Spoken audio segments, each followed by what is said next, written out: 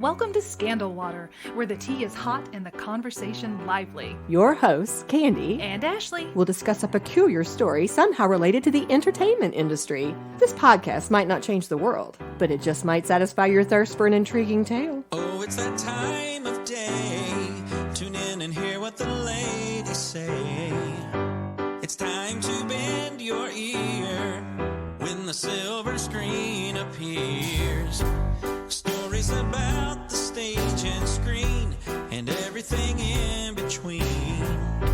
So come on and join the fun. The curtain opens in 3, 2, 1.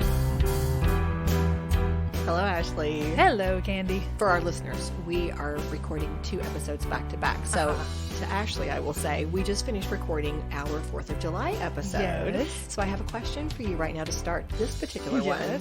Do you happen to know what's celebrated on October 21st of every year? Back to the Future Day. Are you kidding? How did you know that? Because why wouldn't it be, right? Yes. Yeah, that is it. October 21st, 2015, right? Which was why there were so many Yeah. articles and so much coverage in 2015 Yes. when they were like, here it is. It's Yes. the future is finally The future arrived. is here, and we do Yes. not yet have hoverboards. Which, by the way, I mean, in doing this research, so many wonderful articles were Yeah. written in 2015. It was amazing. There was that's a cool. great coverage.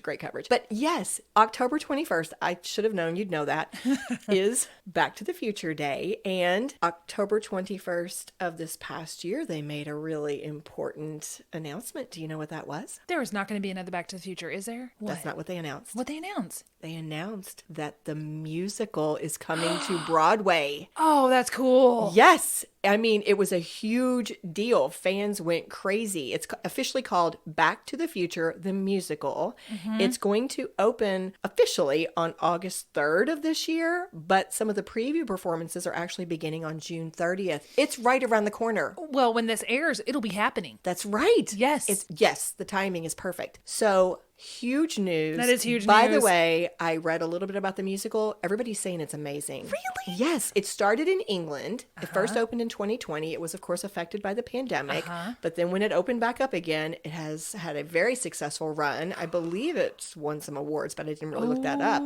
They had involvement of the original, the filmmakers and the people involved in the original production are involved in this musical. For example, Is Huey Lewis involved? yes, he gave permission. They're using the power of love. Yes. The screenwriter Bob Gale, who co-produced and co-wrote all 3 of the Back to the Future movies, wrote the book for the musical adaptation. Nice. Alan Silvestri, who scored all the films, he teamed up with a songwriter named Glenn Ballard to write the musical's new songs. Oh, I love it. And then they also adapted some of the pop songs, including what we just said, Power of Love, to bring them to stage. So you've got This is gonna you've got be the hands of the phenomenal. people who were in the original Yes. thing in this, which is amazing. Well, I started with that good news because, of course, our topic today is going to be Back to the Future. Our theme for this month is Mission Blockbuster. And if ever there was a blockbuster, Yes, ma'am. this movie is Yes. one of them. Yes. In fact, I came across a really cool 2019 USA Today article called Jaws, Batman, Finding Nemo, and More, Biggest Summer Blockbuster Each Year Since 1975. Cool. And I shared They that started with that you. because Jaws was the first blockbuster. Exactly. They Gotcha. consider that to be the first. And their criteria for creating their list, I'll read it directly from their article, quote, 24/7 Tempo has identified the biggest summer blockbuster each year since 1975, or beginning with Jaws, based on domestic box office data provided by box office reporting service Box Office Mojo. Dollar amounts have been included as both adjusted and unadjusted for ticket price inflation for comparison's sake. Okay. Okay, so their list for 1985 identifies Back to the Future as the biggest summer blockbuster that year. The domestic gross, again adjusted for inflation, was $532 million. Wow. The domestic gross unadjusted was $210.6 million, and the production budget was $19 million. So they put $19 million into it, and that's what they brought back out of it. Wow. They had a little summary in that article as well. Here's how they summarized it. Time travel, cool cars, romance, Libyan terrorists, the birth of rock and roll. There's plenty to like about director Robert Zemeckis' nostalgic look at the 1950s. The movie spawned 2 sequels, but none surpassed the success and unbridled joy of the first film, which was the highest grossing movie in 1985 and was inducted into the National Film Registry. Wow. I know. That's a big movie. And the People magazine article I read after that had this tiny little summary. I'll give their perspective as well. They said, disgruntled California teen Marty McFly accidentally heads back in time, altering the course of his parents' life and his own future in the process. Yeah, you did. So Ashley, do you have any special connections to Back to the Future? I kind of do. So my cat Scotty, who our listeners have heard many, many a time on this they podcast, have. he is behind me sleeping and snoring, if you can hear him. His name is Scotty for a couple reasons. It was for Michael Scott from The Office. Yes, but it's also for the saying "Great Scott" Nice. that Doc Brown says. And of course, one of my last names is Brown, so Great Scott. Oh, he it's is Great Scotty. layered. It is. It's a layered. It's nuanced. But yeah. So off mic, we Yeah. were talking about this. I had the opportunity to rewatch this film. Yes. And I could not be any happier that I did. Yeah. Because I have not seen this in years. Really? And years and years. I did not get a chance to rewatch it with rehearsal and things I've got going on. So we'll have to see how good my memory is. But I've seen it within years, Yeah. within the last few years. So it's fresher for you and you've had multiple viewings Yes, over correct. time. Yes. So Of course I do. It's time travel and Michael J. Fox. yeah. Well, I mean, as I was watching it, I was like, oh, this is why. Yes, I remember this now. That was so clever. That was so funny. That was so good. Like, I kept admiring it and feeling these affirmations of, yes, this is why. This is why it's so beloved. This is why it has made so much money. This is why people talk about it even still after all these years. Right. Yeah. Well, let's dig into the film a little bit. It was directed by Robert Zemeckis, and Bob Gale was his partner in the work. As I've already said, these two are kind of a team. They called them the Bobs. The Bobs. Yeah. Bob Zemeckis and Bob Gale were friends who went back to USC time. Like they went Okay. to school together, film Longtime school. friends. Yes. And they had this idea in mind for quite some time. I'll come back to that. By the way, I'll go ahead and throw out here, Steven Spielberg is going to be one of the producers on this film as well. Oh my gosh. Yeah, that's we need to do a separate podcast just on Steven Spielberg. We just do. We Yeah. need to do a rewatch of all of his films and yeah.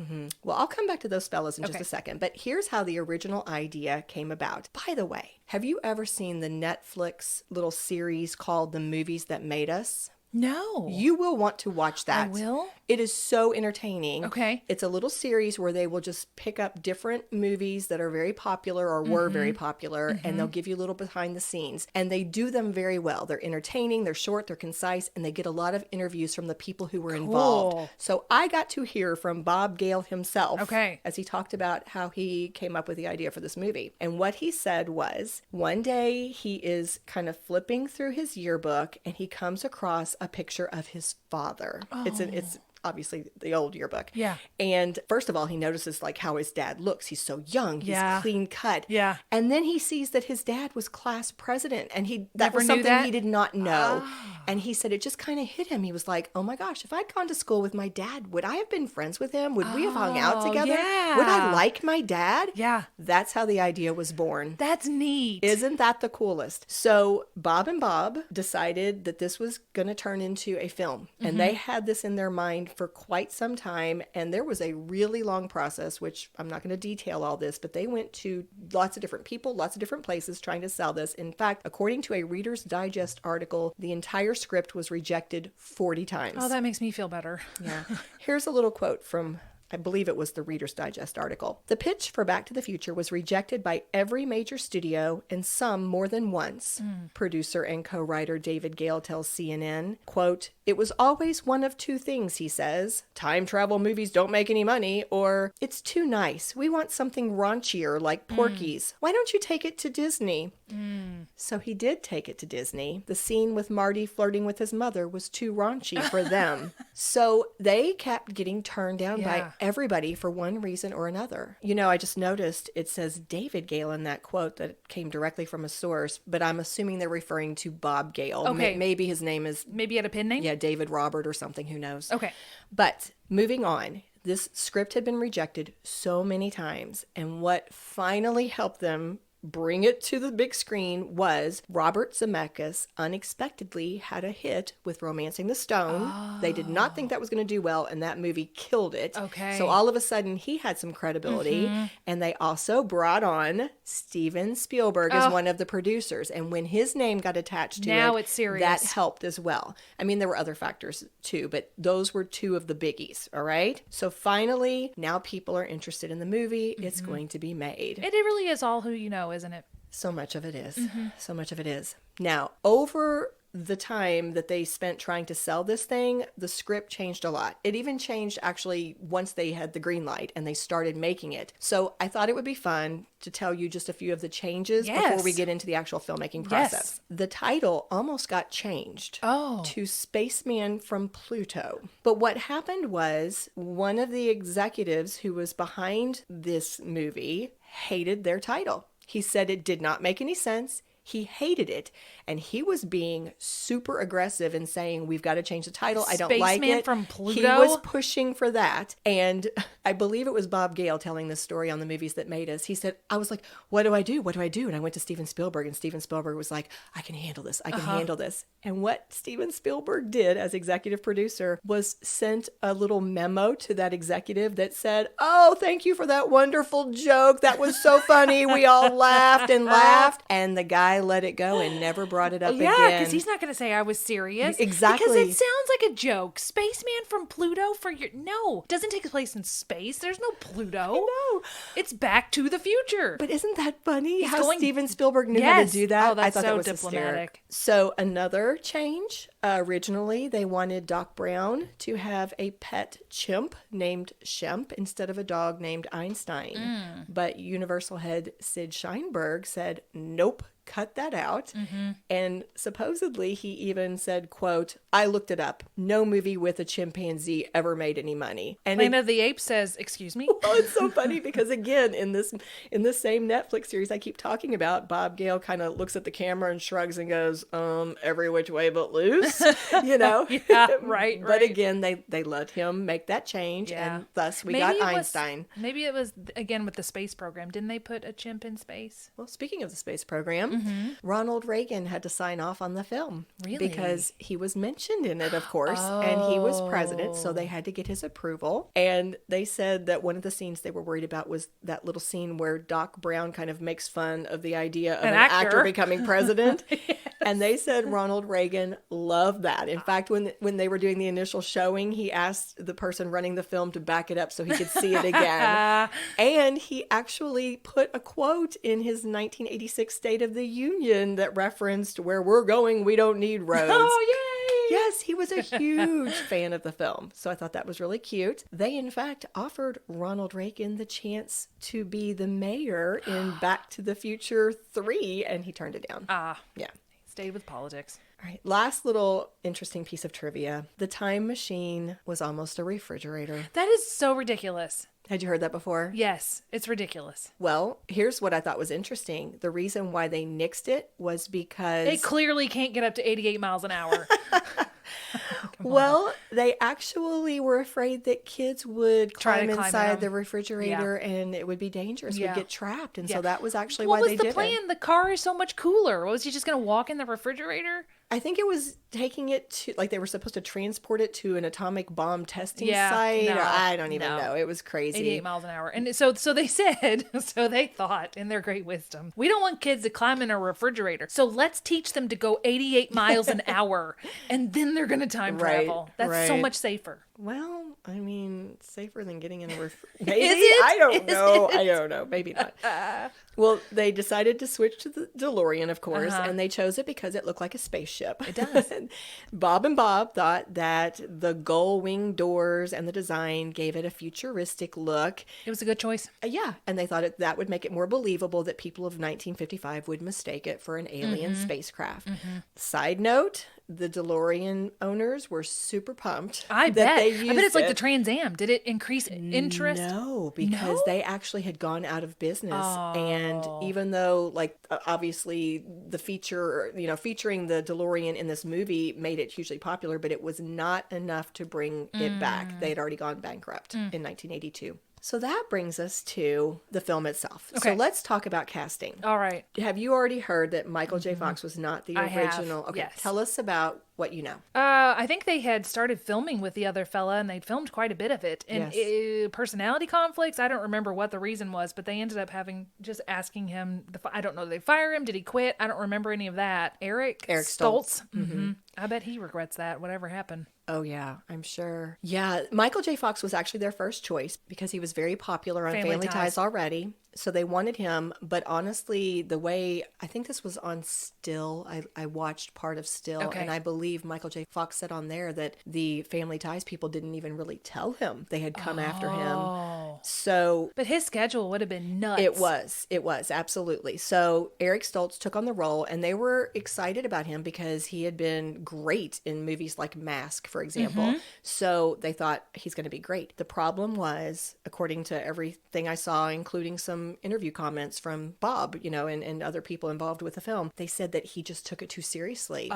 In fact, an example was when they were reading the end of the script where, Marty goes back in time and finds out that his life had changed. He actually said he was like, this is so tragic. This is so sad that he missed, like, he took everything so dramatically and so seriously. He just come out of Mask, so he's just thinking drama. He's still in that drama frame of mind. And they said he was a method actor and he was not going at it from a comedic angle at all. Okay. They had a few quotes. For example, Leah Thompson had given a quote that was used in Cassine Gaines' book called We Don't Need Roads, the making of the Back to the Future trilogy. Here's what she said. Eric had such an intensity. He saw drama in things. He wasn't really a comedian, and they needed a comedian. He's super funny in real life, but he didn't approach his work like that, and they really needed somebody who had those chops. And then Christopher Lloyd also had a quote where he talked about how great Eric Stoltz was as a performer, but he said, quote, he was not bringing that element of comedy to the screen. Right. So, on the night of January 10th,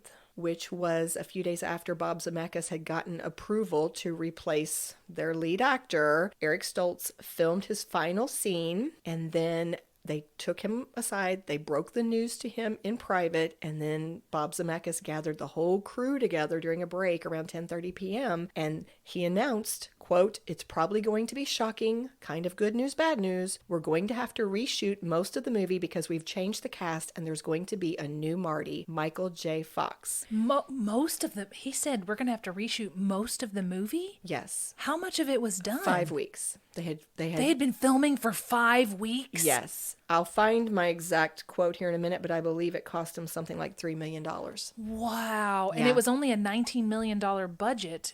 So $3 million of that was reshooting everyone's time. That is, I can't, oh my gosh, just thinking of it, I did not think it had been that much. Somehow I thought it had been a week. It'd just been a few scenes and they were going to redo it. That is an incredibly hard conversation to have with your lead actor. Oh, yes. In fact, I have a quote about that. But to think of it from a financial standpoint, I can't believe they got permission. But that just shows you how important casting is. Yep. And to have the right person in the role, because they were willing to sacrifice this film for the right person. And it sounds like they handled it very delicately because they told him in private. I'm surprised they even let him film that last scene and then told him. Maybe it was something to do with the contract and fulfilling work days, but wow. Okay, tell me what they said. It might have been because it was already scheduled too. Maybe. In fact, it's interesting now that you say that. I believe so many of the quotes on that Netflix series came from Bob Gale. It might have been Bob Gale. It could have been somebody else who said they knew something was up because that last day of filming, it would be like, hey, don't we need to now do this other shot or this other perspective? And the director kept going, oh no, it'll be fine. Oh no, we don't need to do that. That's okay. So they knew something was up. Sounds like they were just fulfilling something for Eric. Probably so. But here is what Bob Zemeckis said about this decades after the fact. Eric is a brilliant actor. I simply miscast him, and I learned a very serious lesson. You have to cast the movie the right way. And then when he was asked about telling Eric the news, he said, it was horrible. That was the worst experience of my career. It was just horrible. Never want to do that again. No, casting is so difficult anyway. And it sounds like Eric was a lovely person. It doesn't, and that makes it worse. It's not like Eric was this horrible person being abusive to everyone on set. And so when he did that, everybody was like, oh, thank goodness, this awful person is gone. He seemed kind and wonderful, and they all had good things to say about him. He just wasn't the right person. It wasn't what they needed for that. It wasn't part. what you needed. Yeah. And that's another thing to think about is you don't do anybody any favors by giving them the wrong role for who they are. Right. Right. Gosh. Yeah. Yeah, I admire them for having the courage to do that. Yeah. Well, and speaking of admiring somebody, when they got Michael J. Fox, the deal that Family Ties, the execs from Family Ties made was, sure, we'll let him do your project as long as it doesn't affect us one bit. So when you talked about his schedule, he shot this at night, right? Unbelievable. They used the term grueling. Michael J. Fox talked about it on Still. It was something like 3 months. He would put in a full day on his sitcom at Paramount Studios, working from 10 in the morning until 6 at night. He would then rush over to the Universal lot, and he would shoot Back to the Future from roughly 6:30 p.m. to 2:30 a.m. His schedule on Fridays was the worst because he would have to rehearse for Family Ties from noon until 5, then shoot 2 tapings with a live audience, which would take until 10 p.m. Then he would go over to the set and he would shoot until 6 or 7 the following morning. Sweet baby, when was he sleeping? Well, he got to sleep on Saturday and Sunday, and they would start back on Monday. Oh, gosh. It was around 3 months of this. I mean, it was unbelievably hard. But they said he obviously had the comedic skills. He had the charisma they needed. He had the chemistry with his co-stars that they needed. He reminds me a lot with that frenetic energy of Mickey Rooney. Like, Mickey Rooney had that same little guy, spunky energy that Michael J. Fox had in the 80s. Yeah, in fact, that was a comment they made on Still, is the fact that when he was younger, he couldn't be still. Like, they used the term, he was kind of impish. Yeah. And he had that, oh my goodness, that boyish charm, but he was always moving. And now that he's got Parkinson's and it's so advanced, he can't be still. Yeah. Well, about that chemistry, Christopher Lloyd in a Variety article said this about Michael J. Fox. There was a certain ease between us. I didn't have to struggle to get there with Michael. There was never any conflict. It just fit. And it's never stopped. I feel like we could go and do it again after all these years and not have to think about the relationship between Marty and Doc. The only challenge working with Michael was that Michael is around 5'4" and Christopher Lloyd is about 6'1". So that's a big difference. When they would film together, Christopher Lloyd would bend over a lot in the close-ups in order to kind of, reduce compensate. that. Yeah. And they said that's actually what gave Doc Brown his signature hunched over stature. Yeah. And then going back to a few other implications, we've already mentioned this. The decision to recast added $3 million to the movie's budget. It meant they had to reshoot many scenes, and not all of them, because there were some they could still use. Yeah. And this is one I did not know or realize. It led to the recasting of Marty's girlfriend as well. Really? Is that why they ended up using... Yep. Oh, gosh. The original Jennifer Parker was Melora Hardin, who is Jan on The Office. No. Uh-huh. Yeah. Interesting. It would have been her first big movie. She was beyond excited. I got to hear her talk about this. And when they let Eric go, she received a phone call from both of the Bobs, who very, very sadly told her that she was too tall for the new actor who was taking over the lead role, Michael J. Fox. They had to get a new girlfriend. I thought it was going to be from the original girlfriend, Elizabeth Shue. Maybe that's why they used there was a different Jennifer in the sequels. What happened was the actress who played Jennifer Parker, Claudia Wells, actually ended up having to drop out because her mother, who was also her manager, was diagnosed with breast cancer. So she turned down the sequel because she wanted to focus on being with her family. I gotcha. And that's what opened the door for Elizabeth Shue to come in. Okay. Yeah. So before we move on to talk about some interesting facts about the making of the film itself, why don't we take a short break? Okay. Roads? Where we're going, we don't need roads.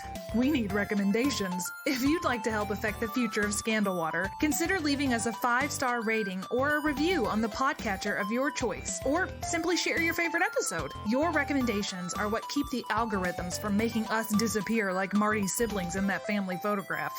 See you in the future.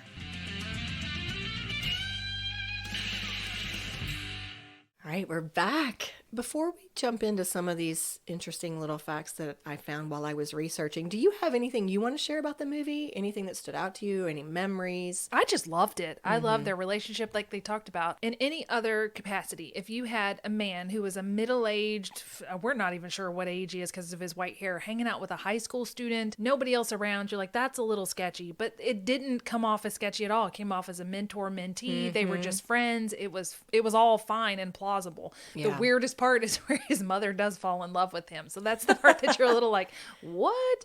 And but it was also very engaging. Yeah. Like it totally sucked you in because Yeah. you could just feel the discomfort. You were so with him, like, oh, please make this stop. Don't do this. Yes. But he knew he had to go through with it in order to fulfill whatever he needed to do for. And I thought the disappearing picture was so cool. So suspenseful. Yep. Such a great, you always talk about timestamps or Yes. it's kind of that same idea. Like you've had that urgency. We've got to do something and we've got to Time do lock. it fast. Time lock. There it is. Yes. We got to get this done fast. It reminded me of what a big fan I am, to be honest. Rewatching it did. All right. Well, here are a few things that I came across. I'm sure some of this you are going to remember, but I found a few things that were new for me. Did you recall that Huey Lewis made a cameo? I in the movie? did. Okay. Do you remember where that was? Talent show somewhere in the gymnasium. Yes, He's it's in the right gym. there at the very beginning. Of course, they've got Huey Lewis dressed up as this nerdy teacher, which Yes. was cute. And then he's saying the music was just too darn loud. Yes. And Marty was playing, of course, Huey Lewis's own song, Yes. which made it I even love Huey funnier. Lewis's music. It was good. It He's was had a good. health complication recently. Did you know that? He stopped performing because there's something, I don't remember what it is. Something's wrong with his throat.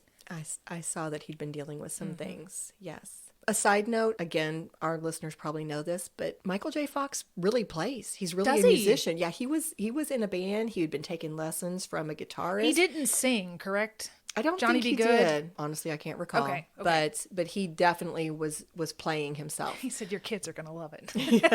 Yes. So speaking of his playing, that's one of the most famous scenes when he is performing, not in the beginning Under of the talent Sea, show. Enchantment but, Under the Sea? Yes, Enchantment when he- Under the Sea dance. When he is performing there, that's one of the most famous scenes, and it was almost cut. Oh, Yeah, of course. It's always the way, isn't it? The stuff that's the most iconic, all the suits are like, I'll take that out. Well, the article that I read said that Robert Zemeckis commented on the DVD commentary that he felt it was a little gratuitous, like it was the only scene where the plot stops for what he called comedic indulgence. But people in test audiences liked it. They left it in. And a CBS News article said this: McFly's iconic performance of Johnny Be Good at his parents' school dance calls on some moves from rock music's biggest stars. In a few short seconds, McFly hits all the legends: Chuck Berry's one-legged hop, the windmill made famous by The Who's Pete Townsend, playing behind his head like Stevie Ray Vaughan, and stopping the show with a Jimi Hendrix / Van Halen inspired solo. The reason I shared that is because had they cut that, like that was just... Isn't I that think- leading up to the punch where his dad goes up to the car and Biff is in the car with the mom and he opens the door? Isn't that kind of interspliced? Am I wrong? It is, but I mean, you could have taken it out and that punch could have still happened, you know. But we had the buildup of all that energy from the music, and then you had that big moment. Well, and I just felt like it was iconic. I mean, this is such a nostalgic nod to the 1950s. Yeah. And to take out something like that was short, it was concise, Yeah. but it was also so enjoyable Yeah. and such a powerful, shout out, if you will, to these really important performers. I'm so glad they left that in. I am too. Yeah. So, on a different note, working with Crispin Glover was not easy, apparently. Wasn't he also replaced for the other films? Yes, and we're Right. going to talk about that. Some of his coworkers have commented over the years, some of the co-stars, that he was not super dependable, that he was a bit of a diva. believe he compared himself to Brando at one point, that he missed his lines sometimes. In fact, he even admitted on The Tonight Show at some point that he lost his voice to nervousness while he was filming, and he would then sometimes have to silently mouth his lines and then dub those lines back in later. Oh, So he just had goodness. challenges that came with him, even though everybody agrees he's very talented. Yes. Very talented actor. But what happened was he turned down the sequel because he felt like he was not being offered enough money, especially in comparison to Michael J. Fox. And so Bob Gale rewrote the script to lessen the role that George McFly would, play in it. And then what they did was they hired a new actor and they made molds or prosthetics. And didn't they get in trouble for this? Because they got used his sued likeness. At 100%. That's exactly what happened. Yeah. Crispin Glover sued them for stealing his likeness, and it took a long time. This was a long fight. Eventually, they settled it for $765,000. He won. He should have won. I agree with you. And this led to a new rule about illicit use of an actor's likeness. You can't use somebody's likeness without their permission anymore. Which is coming up also with a lot of the AI stuff now. Right. But I agree. I mean, if Crispin said, I'm not doing it, and then they just took his likeness and his face and said, well, you're in this movie anyway, but we're not paying you. I don't think that's right. Well, one last little note was that the film set a record for its production schedule. The crew only had 9.5 weeks for editing, sound engineering, and adding the special effects between the day the film wrapped and the day it hit theaters. They said that was 9.5 weeks? They said it was an unprecedented lead time for a major movie release at that time. Oh, I wonder if it's because of the reshoots. So what did you say earlier? It was like 5 months that they had been shooting? No, 5 weeks. 5 weeks that they've been shooting. With Eric. But still, that extra 5 weeks in editing would have helped a lot. Yeah, it put them back. That's a good inference. I bet you're right. So the results. Well, we talked at the beginning of this episode about how well received the movie was. Of course, the fact that it was the biggest summer blockbuster of 1985. But it was not just the highest grossing film that summer. It was the highest grossing film of 1985 worldwide. Whoa. Yeah. It was nominated for 4 Academy Awards: Best Screenplay, Best Sound, Best Original Song for Power of Love, and it did actually win for Best Effects/Sound Effects Editing. That's a long way to come from being rejected by all those studios. Right? I mean, talk about affirming. They had to feel vindicated, whatever the term might be. All of the stars received great reviews. I mean, nobody was bashed. They all were, I think, critically acclaimed. But Michael J. Fox, in particular, just skyrocketed in his career. Yes. In Family his career, in Ties his took him, popularity. and this took him to the stratosphere, I would say. 100%. He was on every magazine. He was on every talk show. And another little bonus was, remember how we talked about at the beginning, one of the reasons they couldn't sell the script was because people said time travel ideas don't sell. Yeah. This film boosted the credibility of sci-fi films. It helped prove that movies that were sci-fi, that involved time travel, this type of thing could sell. And they give this movie credit for kind of changing the mindset towards sci-fi movies. That's very cool. The Bobs received a fan letter from John DeLorean after the film's release, thanking them for using his car in the movie. That was kind of just a nice little bonus. The film also inspired kind of this upswing in the popularity of skateboarding. Oh, yeah, for sure. Marty McFly's street skateboard style is often cited as an inspiration for a generation of skateboarders. This is a quote from an article. In the 1980s, street skating was taking off, boosting popularity for skateboards like the Valterra model McFly rocks in the movie. Numerous companies even make replicas of the exact skateboard used in the movie. I'd want one if I skateboarded. Except that, as a mother, I was like, don't hang on the back of that car. Right, on the back What of are the you truck or doing? car. Yeah. I literally was like, kids, don't copy that. Which, I mean, they did back in the... Yeah, they would have. Well, all of this led to, of course, the 2 sequels, which this was very, I think, unprecedented. They filmed back to back. Yes, they did. Went straight from one to the other. I actually like the third one a lot.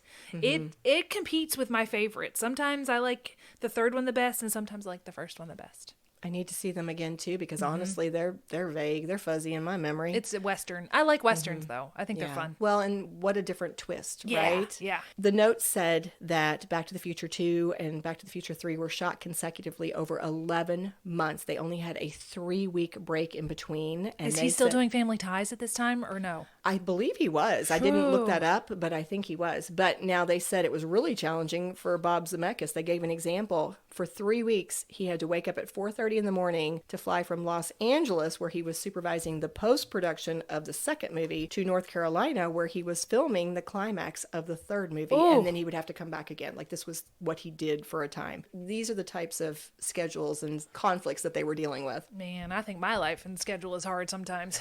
So about the cast, we've already talked quite a bit, of course, about Michael J. Fox, but let's just hit on a few of the other people as well. You know what, though? I do have to say this about Michael. We've talked about him before. In fact, he came up in our episode on Forging a New Path. Yes. And we talked about his struggle with Parkinson's disease and how strong he's been. And of course, I've now referenced the documentary Still several times, which I found highly engaging. I want to watch that. Yeah. So for our listeners who might not have heard that episode, I'll just quickly fill this in. In 1991, Michael J. Fox was diagnosed with Parkinson's disease, but he hid it for quite some time. And something that they mentioned in the Still documentary was they said, even though he didn't know it at that time, if you look back at Back to the Future 2 and 3, you could probably see some signs. Start to see some of the signs and symptoms. Exactly. He finally opened up about it 7 years later. And then not long after that, of course, he started the foundation to raise money for research to treat Parkinson's. He's received awards. He's dealt with this for a long time. And of course, his wife is somebody he gives a lot of credit. Tracy Pollan, whom he married in 1988. He met her on the set of Family Ties, and they have 4 children together.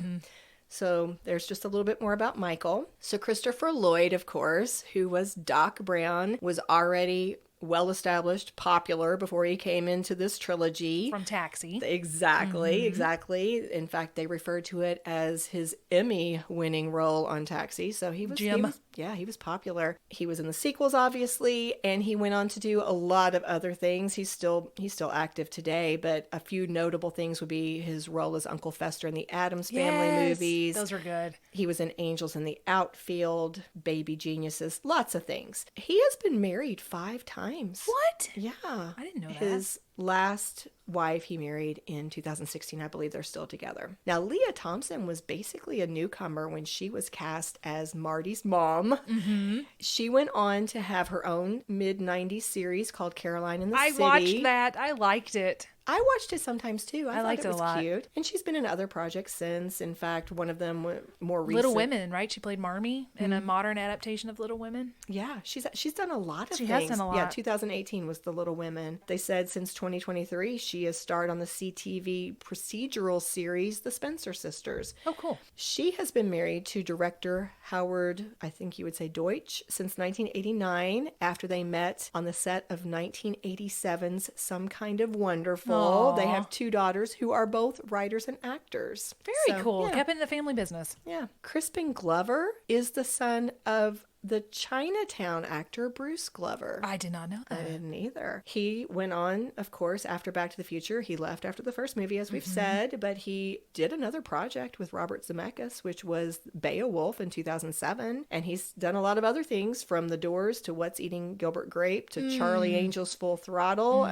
lots of different things. So he continues to be active as well. We talked about Claudia Wells and how she had to leave her role of Jennifer Parker because of her mom's illness. She did go back to acting, and she did a few projects over the years, but one of the other things that she has done is open a high-end menswear shop called Armani Wells in Studio City, California, and she and her husband have 1 son named Sebastian. Very cool. And finally, Biff was played by Thomas F. Wilson, and He was on Freaks and Geeks. he was. What did he do there? He was the coach. Okay. And one of my favorite episodes is where the geeks are trying to, like, I can't remember all of it, but they're trying to prank him. So they call him and they say this sentence, and then he calls them into his office the next day and he makes him repeat it. And so he figures out that it was them that pranked him. I like the episode a lot because he kind of talks to them about, they always feel like they're picked last, and this is why we did this, because you never believe in us in sports. And so it leads had like to a some good learning. lesson. It does, but I like it. Yeah. Well, he's done several projects, in addition to Freaks and Geeks. For example, he did The Ghost Whisperer, and he has voiced different animated characters in SpongeBob SquarePants. Interesting. Yeah, he was in the 2013 buddy cop comedy The Heat, starring Sandra Bullock and Melissa McCarthy. So I liked that movie. Yeah, That was funny. I think he says the phrase "I hate manure" in every film. Really? Yeah, Is because it- he gets is covered kind in of a manure thing? in every Oh, film. Yeah, that's cute. Well, he probably married... not cute for him. Well, right. That's He why doesn't does say, my thing yeah, have to be manure? He's Can probably we thinking, pick "Boy, I something feel else for real me?" cute right now." Well, he married his wife Caroline in 1985, same year of the Nice. movie, and they have 4 kids. About a 4th movie. This is something that has been coming up a lot. When I was researching it, like, I kept hitting all these articles, and I'm not sure why, honestly, but for whatever reason, there has been a lot of talk about it. Now, along the way, the Bobs, especially Bob Zemeckis, has been pretty adamant about not wanting to ever do a 4th. In fact, I believe it was back in 2015, which again, I told you, that was a big year for lots of articles. Here was a quote they had from him at that time. "There's no Back to the Future 4, and there shouldn't be a Back to the Future 4. I don't think there should ever be a 4th sequel to anything. 3 is a dramatic number. It's a 3-act structure. 4 is even. 4 is boring." They've always felt like, you know, their executives, their leaders were not going with this idea. But apparently it's being... You know what? I just figured it out. What? It's because in the last 4 or 5 years, some fans have released some trailers for a Back to the Future 4. I think that's part of it. I What's actually spurring watched this it. I think that's part of it. And then probably, you know, there are other Wishful factors thinking. as well. But Michael J. Fox actually spoke not that long ago about his opinion about a 4th movie. And he said, he kind of, I don't know, it was a little flippant. He said, you know, hey, I was paid. If they decide to do it ever, it's their right. It's their choice. They can do it. I got my money. Obviously, he wouldn't be able to be in it because of his Parkinson's, but he said he would respect their decision. But he went on to say in a Variety magazine article that came out just a few weeks ago that he didn't think it would be a good idea. And he does not think the co-creators or Steven Spielberg would go for it. Here's just a brief quote from that article. "I don't think it needs to be. I think Bob and Bob have been really smart about that. I don't think it needs rebooting because are you going to clarify something? Right. You're going to find a better way to tell the story? Right. I doubt it." Right. Yeah. Now, Christopher Lloyd has also been quoted, you know, speaking about this idea within the last few months, and he was more open to the idea. Although his caveat was he wouldn't want to do it unless it was a great script and unless the co-creators thought there was a good story that needed to be told. And then it sounded like he would be on board. Armchair psychologist. Well, that brings us to our armchair. And, you know, if you have any general thoughts, I'd love to hear them. But I thought it might be interesting to ask you about the 2 most controversial issues that came up. Okay. Which were the idea of Crispin Glover's likeness being used without his consent. Yeah. And this idea of recasting a star who has been offered a movie, who has started filming a movie. Yeah. Those seem to be the 2 controversies. So I wanted to see if you had any thoughts about those issues. Okay, for the first one, using his likeness. The parties involved in creating this film seem to be very kind, loving, nice, respectable people. So it makes me wonder, what in the world got in your head that you thought you could do this? Is it one of those just truly honest mistakes? I mean, we've all been there. I've done stuff like that. In my very first feature film, I did not realize that you couldn't use artwork that you hadn't got permission for. I just thought if it was on the wall and it's in the background, what does it matter? Right. So we had to go back and blur out that stuff. I mean, I literally just didn't know it. Right. So is Lack it of awareness. Just lack of awareness. And we went back and we fixed it. But is it something where they thought, okay, he doesn't want to be in it, so we'll just take somebody who looks like him and we'll just still let him be in it? Because I cannot fathom where they would do this with malicious intent, especially knowing what kind of legal battle was going to come from it. So if the question is, do I think they did it on purpose? Surely not. Surely not doing it on purpose, knowing it was wrong, and like, maybe we'll just get away with it. You just made the biggest movie in the world, and you thought you could do this? You used the phrase knowing, something to the effect of knowing the legal battle that would come. Yeah. And I think that's the point. I don't think they had any idea No. this would be grounds for a legal battle. I don't think there was any knowledge of that. I think I agree with your point. This was 1985. We forget how long ago that was. We are talking, what, 36 years ago? Or no, more than that. I'm not good with math, people. I was 5 when it came out. So I'm 43 now. So there you go. Okay. Lots of years. Let's just say lots of years. Lots of years. But the point is, it was 1985. Think about how plagiarism. Yes. The rules for plagiarism, the legalities, Yeah. the clarifications that have occurred in the last even 2 decades, let alone 37, 38 years. I think it's the same thing. I think that they ran into a situation. It was an easy fix. It's basically plagiarism of somebody's likeness is what it is. They stole his likeness. They did. It had never happened before. But They probably why did they not do the same thing with Jennifer, right? Elizabeth Shue doesn't look anything like Claudia. Well, I'm making an inference. Okay. But remember when Crispin Glover dropped out, they reduced the size of his role. And I believe, I have not seen Back to the Future 2 in forever. But if I recall, I think he is in it very little. It's almost like he's kind of like hanging around somewhere. And so I think it was easy to just, we'll put this prosthetic on this other actor. He's not very involved. We can get away with it. Whereas the girlfriend has a large role in two. Like, she needed to act. She needed to be involved because isn't it going back to save their children? Isn't that the premise? I believe so. Yeah. And so they needed her in it. And in fact, they go to the future. So it's not going back to save their children. that's right. They go forward. Thank you. Yeah. That's right. But also they reshot the ending so that they could establish the new actress. Like the new film, if I recall, opens with redoing yes. the final scene from the original movie so that they could establish, here's Elizabeth Shue, who is now your new Jennifer Parker. Okay. Yeah. Well, I don't know anything about the people, of course. We don't. We're just speculating. But my thinking would be, surely to goodness, they just thought, oh, well, this will be easy fix. And then Crispin, rightfully so, said, no, wait a minute. I didn't give you permission for this. And it's a very expensive lesson. They learned a couple expensive lessons. The first was, which we're going to talk about next, is don't cast the wrong person. Even if they're a nice person, it doesn't mean that they're the right person.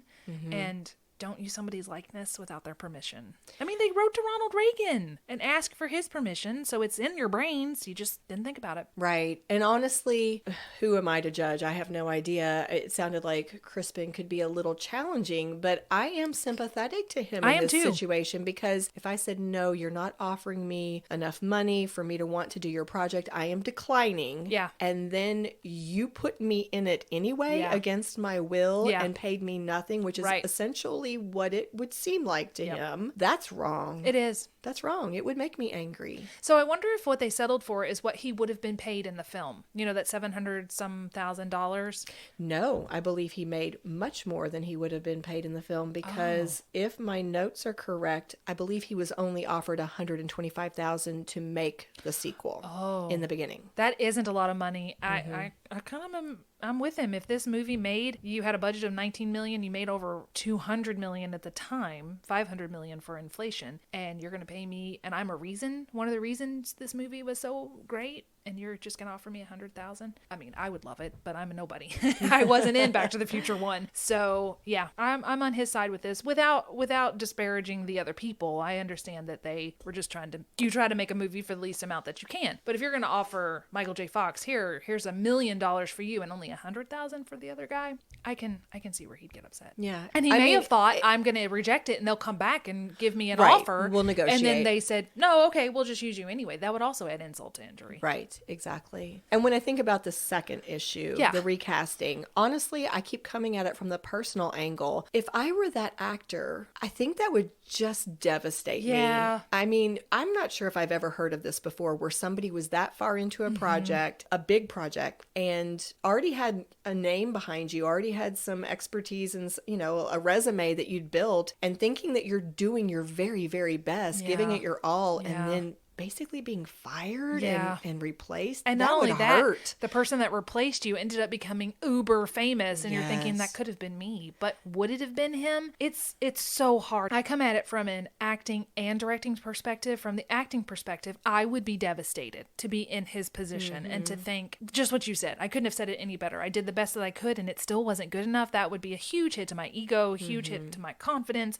But looking at it from a directing perspective, if it just isn't working, what is worse? To let this continue and then the movie comes out, and what if it's clear that it was terrible and it's an embarrassment to the actor who seemed like a lovely person, but you don't want it to hurt his career because he was horribly miscast according to the director, I mean, the actor thought he was doing a great job, but the director can see the broad vision and he's putting it together and going, this is just not working. Is it better to kind of say, I am so sorry, this is just not working. I'm going to salvage your career, even though it sounds like I'm tanking it, because I'm going to prevent you from being lampooned for being the wrong choice. He wasn't a bad person, for being the wrong choice. I'm going to be a little less nice than you are, because I'm going to guess that the Bobs did not come at it, or whoever made the ultimate decision, but I'm going to guess that they were not quite as... They were more financially? I'm going to guess they were a little more self-serving, that it was a little bit more about their own movie rather than I'm going to save you from, being lampooned. Oh, sure. I mean that too. Because what does it do to my reputation if everybody knows I got That's fired true. after 5 weeks? Like, That's that true. hurts. Then that would worry me. Is this going to tank me if people realize that I wasn't good enough? I had to be replaced after 5 weeks. Like, that would be devastating. I guess it depends on the wording. If you say wasn't good enough, he was good enough. He was just miscast. He was good enough. The talent was there. It was just the wrong type of talent. It was the wrong approach. It was the wrong approach. Yeah, he was coming at it from a dramatic angle when it needed to be comedic. But here's what keeps going through my mind. This is not the only case this has happened. We have seen movies where we're like, that person really was not the best choice for this character. Yeah. Community theater. Right. Like, this happens all the time to directors. You're watching people do a cold read. You assign the parts, and I'm sure there are times when a director starts the rehearsals and goes, ooh, yeah, oh, that person's not as strong as I thought. Or, ooh, I wish I'd maybe cast these differently and these people could swap roles. They'd be stronger. I've heard of that happening once in a community theater production, actually. A director cast, it was like The Odd Couple or something, a long, long time ago, and he actually asked the two leads to swap. Like, oh, I picked the wrong ones. Interesting. Yeah. But my point is, this situation has to come up fairly often, and yet this is the only time I can recall ever hearing this happen where they're like, oops, sorry, it's our casting mistake. We're firing you. Yeah. So, like, I'm just very empathetic. I understand that Michael J. Fox needed to be Marty McFly. He is amazing. He is brilliant. I could not love him anymore, and I think that his role in helping this film be a success was huge. He had chemistry with everyone. You could not help but fall in love with him. He was adorable, trying to get his parents hooked up, trying to be partners or friends to his own father. George, you gotta help me here. Right. You could not help but love this guy. I'm just a little empathetic to Eric I know. Stoltz. I am too. That's all I'm saying. Let me ask you a quick question before we wrap it up. Would you be behind a fourth one? Or what do you think about that? I'm struggling because I don't think Michael J. Fox would be part of it, and I don't know that I want a fourth one if he's not part of it. Okay, I was thinking the same thing. But then I thought about it from a community theater perspective. What people are essentially wanting is the same thing. They want to play the part. They want to be Marty McFly, right? We do that in community theater all the time. How many productions of Steel Magnolias has there been? Right. Because you want to play these iconic characters. So I think the happy medium is going to be Back to the Future, the musical. I agree. So I think we was just thinking that. leave the movies as is. Yep. Those are canon. That is the story that was told. I don't see any possible way that you could tell this story better. I don't even foresee a thing where it's like, oh, now it's Marty's son and Doc's going to help him go back in time. I just leave it alone. All you're going to do is taint the waters and muddy it up. Just keep these perfect 3 films. Let's focus on Back to the Future, the musical. We can all fulfill our dreams of being whoever in that. And that's how we can all live out our Back to the Future sequel dreams, ideals. Agree. I mean, Candy, we're solving so many things. We are. I mean, seriously, y'all are welcome. You're welcome. Well, on that note, then, a big cheers to Michael J. Fox, Christopher Lloyd, the Bobs, all the other actors who were involved in the film, Steven Spielberg. We could go on for days. Even Eric Stoltz. Yes. And yes. We're sorry, Eric. We are. We are. So cheers to all of you, and great Scott! Yes! 1.21 gigawatts.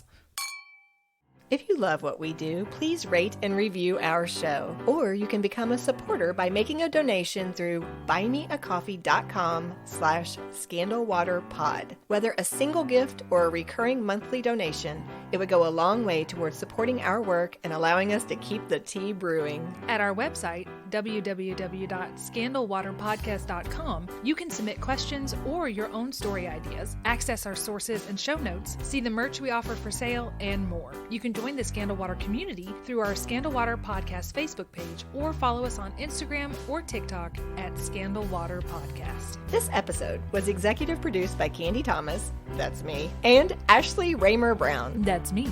It was researched and written by Candy Thomas and edited by Ashley Raymer Brown. A special thank you to Josh Martin, who wrote, composed, and performed the Scandal Water theme and other music. Matt C. Adams, who created the artwork, and Joshua Reith, who designed our website and provides ongoing technical support. As a reminder, this podcast is purely for entertainment purposes. The thoughts and opinions of the host during each episode of Scandal Water are their own and do not reflect the opinions of any future guests, advertisers, or clearly professional psychologists.